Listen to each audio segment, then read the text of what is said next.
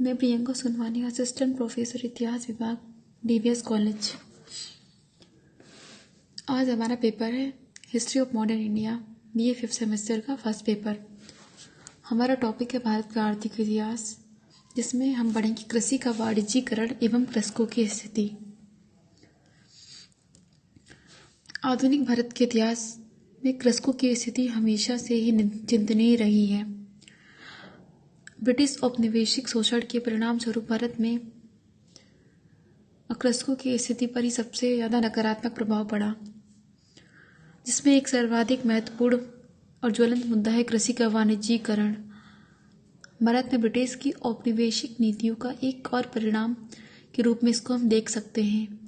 1813 के एक्ट के बाद इंग्लैंड की औद्योगिक क्रांति पूर्ण हो जाने पर ब्रिटिश अर्थव्यवस्था में भारत का स्थान और भूमिका बदल गई।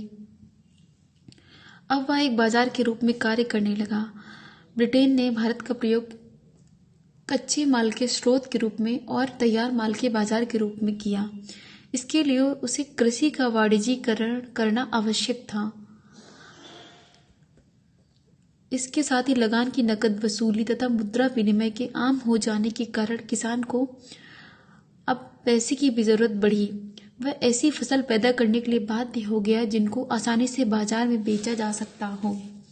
इन्हीं फसलों को नकदी फसल या कैश क्रॉप कहा गया। वित्त पूंजीवाद के दौर में जब विदेशी पूंजी का देश में निवेश हुआ तो इसका एक भाग कृषि के क्षेत्र में भी लगाया गया। इस विदेशी पूंजी ने भी नकद फसल को ही अपने निवेश हेतु चुना, जैसे चाय, कॉफी, जूट, नील, अफीम, इसी प्रकार की फसलें थी जो विदेशी पूंजी के नियंत्रण में थी। किसी भारतीय ने इनके उत्पादन को हाथ भी नहीं लगाया। पोस्ता तथा नील की फसल तो किसी रूप में भी किस सीमा तक की जाएंगी, इसे सरकार द्वारा ही तय किया जाता था। बिहार में तो किसान को यूरोपियन जमींदार के द्वारा नील पैदा करने के लिए मजबूर किया जाता था। यह एक प्रकार से हमें बलात् व्यवसायीकरण के रूप में भी देखने को मिलता है। डेनियल एच बुकानन के अनुसार नील के साथ भारतीयों की अत्यंत कटु स्मृतियां जुड़ी हुई हैं। यह शब्द याद दिलाता है कि अंग्रेजों की लालसा, बेईमानी और निर्मम शोषण का व्यापार के उद्देश्य से नकद फसलों का उत्पादन, इसी कृषि के वाणिज्यीकरण का नाम दिया गया। कृषि का वाणिज्यीकरण आवश्यकता के अनुसार नहीं प्रतीत होता है।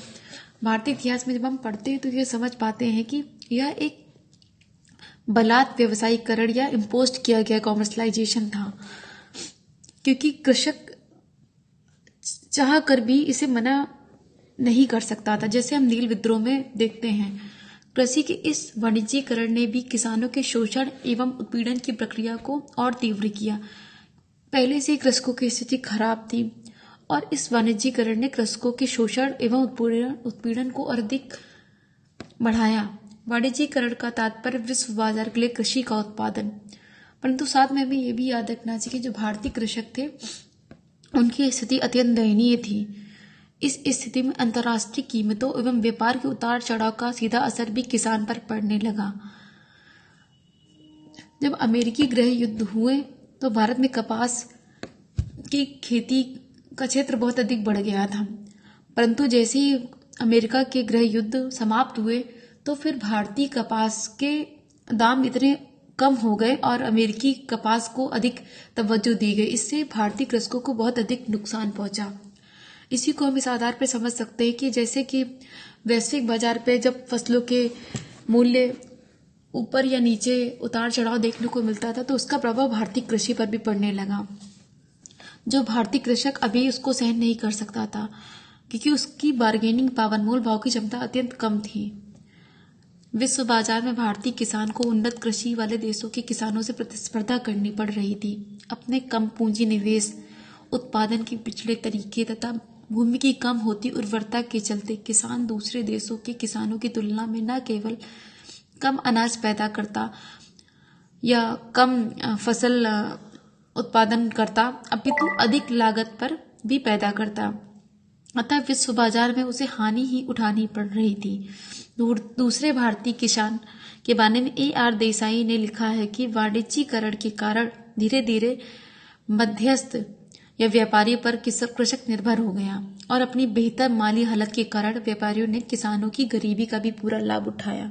मध्यस्थों का इस पर अधिक पकड़ मजबूत हो गई और किसानों की स्थिति अत्यंत दयनीय होती चली गई। पास में संचित धन न होने के कारण कई बार किसान को तो अपनी फसल तैयार होते ही कभी कभी खेत में ही बेचनी पड़ जाती थी। व्यापारी को कम कीमत पर भी बेचनी पड़ती थी क्योंकि उनकी मोल भाव की क्षमता अत्यंत कम थी। बाद में व्यापारी उस फसल को ज्यादा लाभ पर बेचकर फायदा उठाते थे। इस तरह वाणिज्यीकरण का तात्पर्य था मेहनत किसान की और लाभ व्यापारी का या मध्यस्थ का। जैसा कि इंदु अग्निहोत्री बताती हैं इस बारे में कि व्यवसायीकरण के प्रवेश के कारण एक पूरा तंत्र स्थापित हो गया था जिसके केंद्र में जमींदार ऋणदाता व्यापारी था, जिसने ग्रामीण गरीबों के शोषण के लिए औपनिवेशिक राज्य से हाथ मिला रखे थे। इस प्रणाली का आधार था अग्रिम राशि ऋण आपदा में फसल की बिक्री का चक्र, जिसने छोटे किसान को अधिक से अधिक लूटे जाने में मदद पहुंचाई। वाणिज्यीकरण के कारण हमें कई बहुत सारी कुप्रथाएं देखने को मिलती हैं। जैसे कि हम एग्जाम्पल लेते हैं ददनी प्रथा का, जिसमें क्या होता था कि पहले किसानों से स्टैम्प पेपर पर अंगूठा लगवा लिया जाता था क्योंकि वो हस्ताक्षर तो कर नहीं सकते थे क्योंकि अशिक्षित थे। अंगूठा लगवा लिया जाता था और अपनी शर्तों के आधार पर उनसे कृषि करवाई जाती थी और अत्यंत कम मूल्य पर उनसे फसल खरीद ली जाती थी, जिसका वो विरोध भी नहीं कर पाते थे।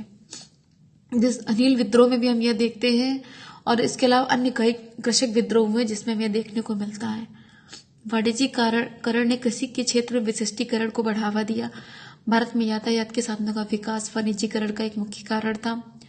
जो भी यातायात का विकास हो रहा था वो भारत के विकास के लिए नहीं था, वो उनकी अंग्रेजों की स्वयं की आवश्यकताएं थी, जिसके कारण ये विकास किया गया।